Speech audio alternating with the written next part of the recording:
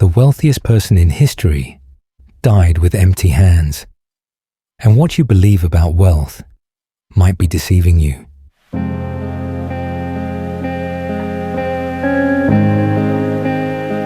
We live in a world obsessed with numbers. The race for financial freedom, earning enough money to spend without checking prices. Sounds perfect, doesn't it? But here's the truth. When your expenses are $10,000 a month, you need $15,000. When you reach that, you want $20,000. The goalpost keeps moving. This isn't freedom. This is dependence on money. You just have more of it.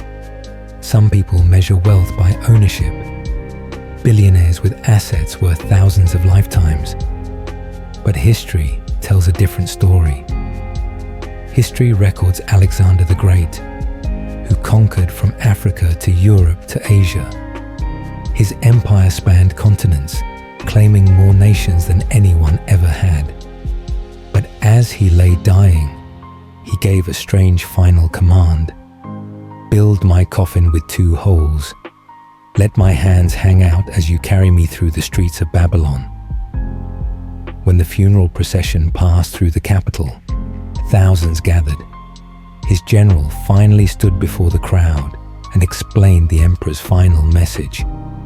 We are born with empty hands, and we leave with empty hands. The great conqueror, the man who owned half the known world, wanted everyone to see that in death, he carried nothing with him. This is the moment of truth most people never face. Everything external, the money, the properties, the status, the possessions, they're all temporary assets. They come, they stay for a while, and then they go.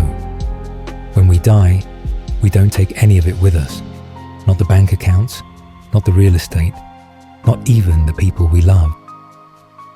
But there is something we carry with us, something that travels with us through every moment of our existence, our actions, our words, our thoughts. In many wisdom traditions, this is called karma.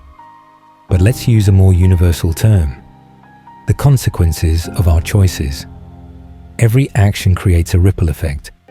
When you speak harshly to someone, you don't just affect them, you affect yourself first. When anger rises in your chest, who suffers immediately? You do. Before you even open your mouth, your body tenses, your heart races, your mind becomes clouded. The internal consequence is instant. The external consequence, maybe they'll respond with anger. Maybe they'll stay silent and harbor resentment for years. Maybe nothing visible will happen. We can't control or predict external outcomes with certainty. But the internal outcome is guaranteed. When you're angry, you suffer first. When you're filled with anxiety, jealousy, or greed, you experience that pain immediately. And when you cultivate patience, compassion, clarity, you receive that peace first. This is the wealth that truly matters, the wealth you always carry with you. Not what you own, not what you control on the outside, but who you are on the inside. So how do we build this kind of wealth? Most people's attention is focused entirely outward. We're trying to conquer the external world, make more money, gain more status, acquire more things. But true strength comes from turning inward. Let me give you a practical example. The next time someone makes you angry, try this. Instead of immediately reacting, pause. Close your eyes. Don't look at them. Look at yourself. What's happening in your body? Is your face tense? Are your hands clenched? Is your breathing shallow and rapid? What's happening in your mind? Can you observe the anger itself? Can you watch it rise like a wave? This is the practice of self-observation. In some traditions, it's called mindfulness meditation. In others, it's simply called self-awareness. When you observe your anger without feeding it, without acting on it, something remarkable happens. It rises, and then it falls. Like every other emotion, it's temporary. But most people never see this because they're too busy reacting. Every time you successfully observe your inner state and let it settle naturally, you've just made a deposit into your real wealth account. Your mind becomes slightly more stable, slightly more resilient, slightly wiser. But this requires 3 conditions. First, you need the right knowledge, teachers, books, mentors who can show you the path. Not people who just tell you what to think, but those who teach you how to think, how to observe yourself clearly. Second, you need supportive community. Real growth doesn't happen in isolation. You need people around you who are on the same journey, who remind you of your values when you forget, who inspire you to keep going. Third, you need challenges.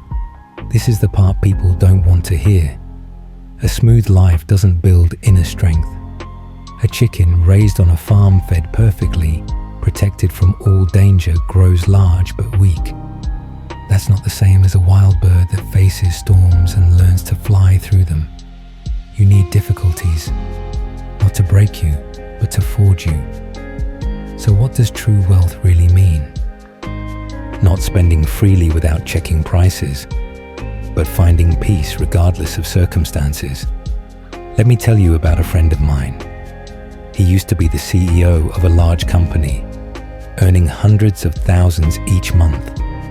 But every night, he couldn't sleep, worrying about sales, competitors, employees. Lots of money, but no peace of mind. Then the company went bankrupt. He lost everything. But through that process, he learned to observe his emotions, learned to accept, learned to let go. 2 years later, he started again. This time, his income wasn't as high, but he slept well every night. He smiled more. He was more present with his family. He told me, "Last time, I was rich in money, but poor in spirit. Now, I'm rich in spirit, and that's true wealth." This is what truly wealthy people possess, an unshakable foundation within themselves.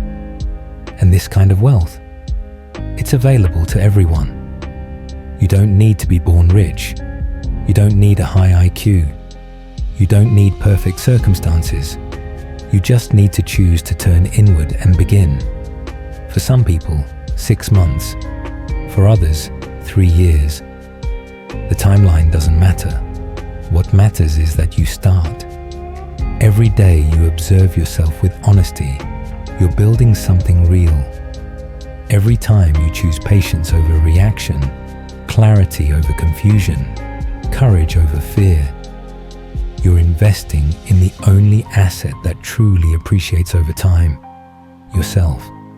So let me ask you, what kind of wealth are you building? Numbers that will vanish when you can no longer work? Or qualities that will serve you through every rise and fall of life?